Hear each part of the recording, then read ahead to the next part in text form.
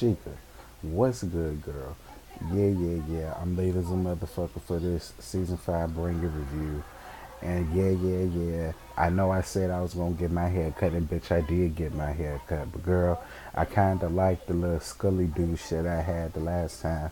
So I figured I'd keep it going this time, and I'm giving you hoes Muslim bean pie realness. Y'all bitches can't take me and my Where's Waldo hat. But girl, my Wells Waldo realness inspired hat.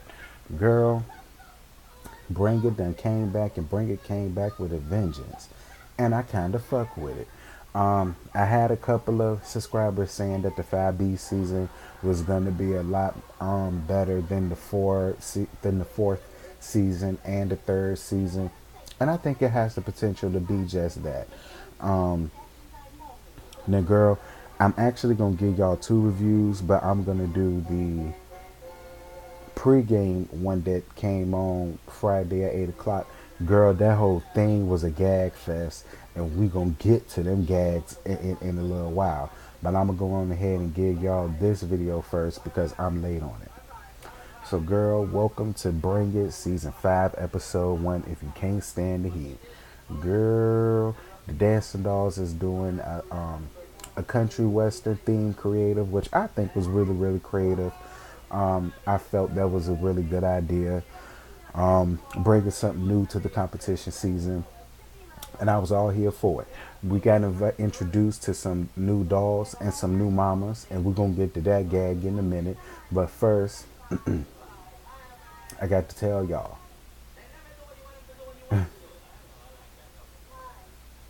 Diana is doing something completely new and completely outside of the box and completely outside of the norm for her as far as picking out these captains. She done picked six people that she wants up to go for captain. But the main two that she's really focused on is Mykaiah and Chrissy. Now, girl, listen. My best friend live there, but I don't have no specialty to give y'all on who got it or who don't.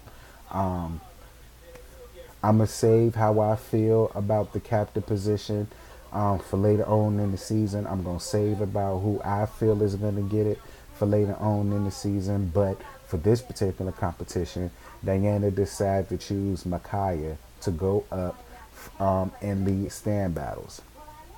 Basically, she's going to do it the same way she did when Kayla left. She's going to give these girls chances to go up against each other for stand battle every week. And I'm assuming, after she does that, and she's probably going to do that for the 5B season as well. And then that's when she's going to choose the captain. And I'm okay with that. I do feel like there are other girls that are up there that potentially has the potential to be captain. So I'm not upset about the way that Diana is doing it. And I'm not upset about it anyway because it ain't my shit. It's hers. Girl. Now we got to get on to these mamas. First and foremost, Selena, girl, you looking good, bitch. Selena, you looking good, and I'm really glad to see that you're back, to see that you're healthy, to see that you are getting back into the swing of things.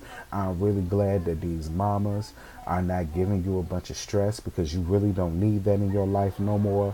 And I'm really glad that, Mimi said it best. She said, Selena is like the baby to all of us right now.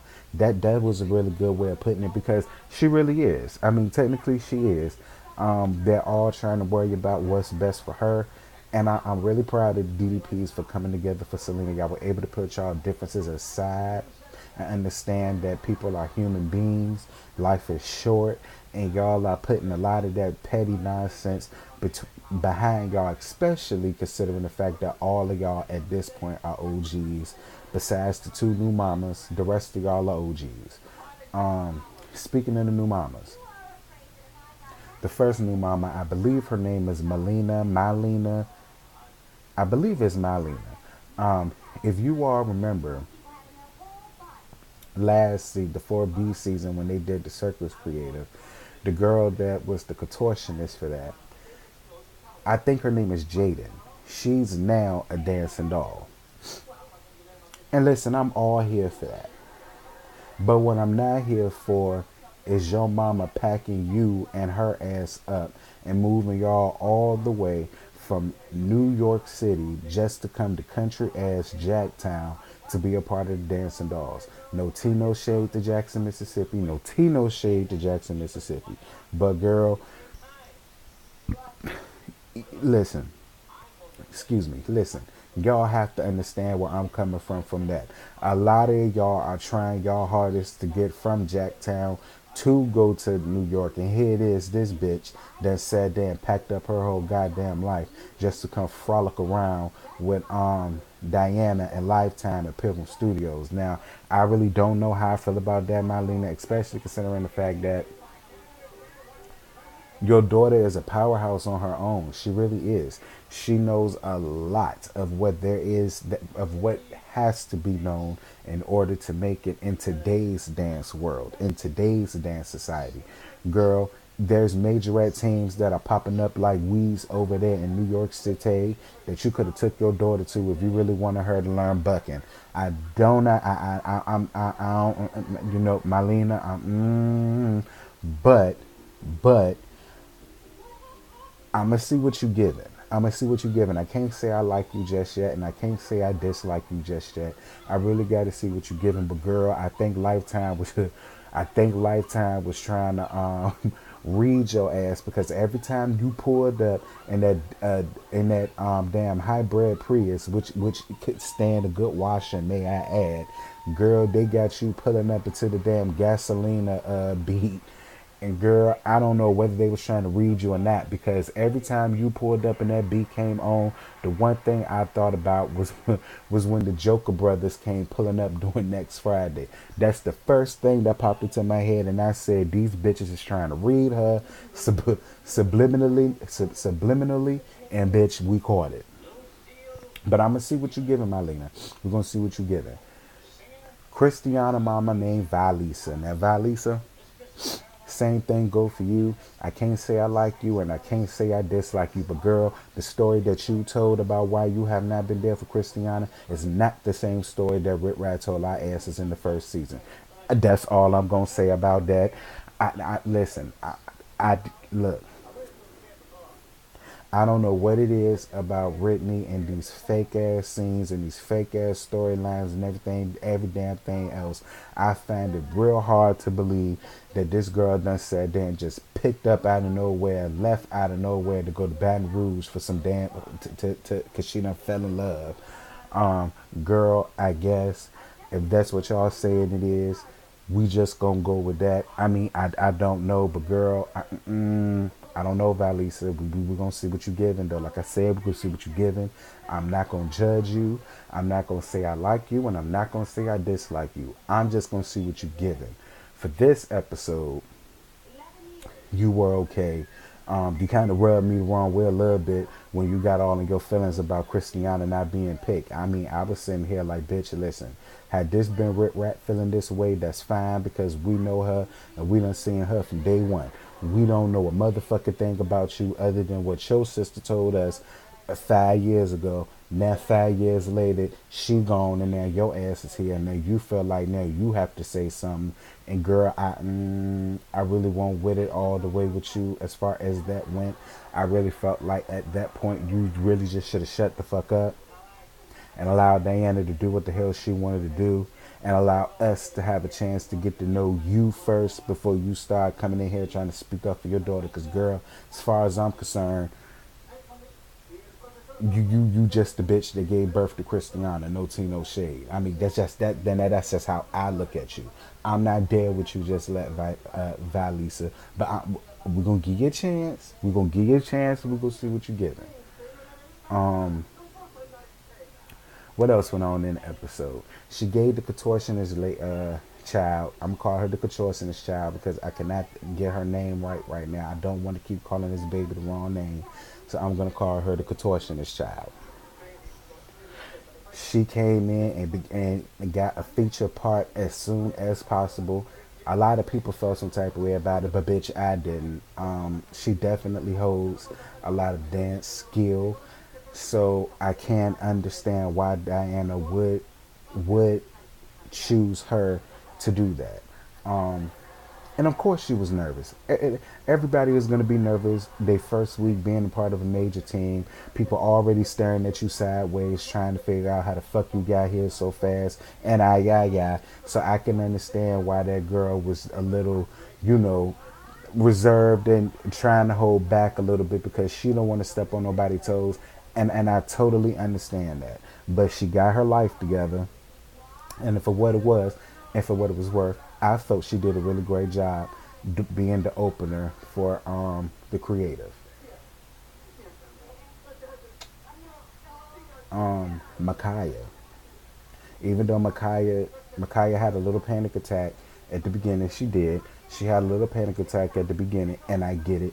It's that girl being a part of this battle squad and being a captain is two totally different things. I'm quite sure she's very comfortable with being a part of the battle squad, but now it is all eyes is on her. She's the captain. She's the queen. So I could kind of understand where she was coming from and why she was really, really nervous. But Mykaiah, and even though y'all got second place to the other team, and I really didn't agree with it either, I still felt you did a really fantabulous job. I really do. I felt like you did a fantabulous job, and now the worst is over. And now I'm more than sure you're more than comfortable now to lead stand battles just the same way as Chrissy is, and you know, Michaela did, and you know, Cammy did, and Kayla and all them. You're going to be fine, girl. You're going to be fine.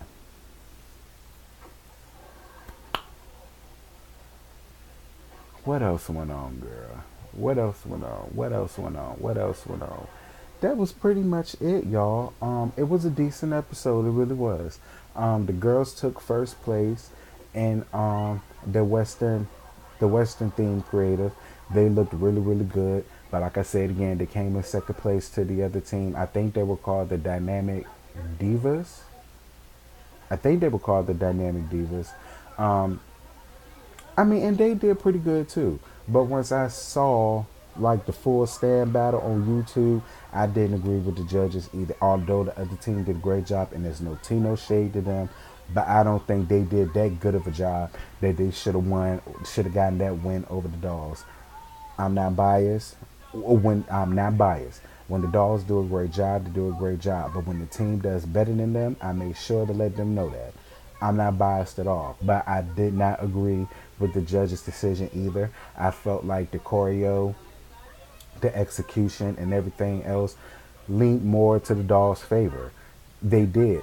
Although the other team was great, I do feel like the Dancing Dolls got slighted. I do. I feel like the only reason why the other team won was because it was their very first time going up against them, to be honest. Um, but y'all, that's really all I got. I ain't got no more. I'm sorry I couldn't make this hoo hoo ha ha funny as I always try to do. But girl, it's 4:19 in the morning. I gotta go on ahead and get my shower and shit so I can go on ahead and get my ass together for work. But girl, I'm gonna come back up here later on and do the other Bring It video for y'all so we can get to that gag fest, because that was a true gag fest. A lot of shit was talked about and touched on, and that shit that I've been saying for the past 2 seasons, and we gonna get to it. But all right, Gert, I'm gonna talk to you later. Bye.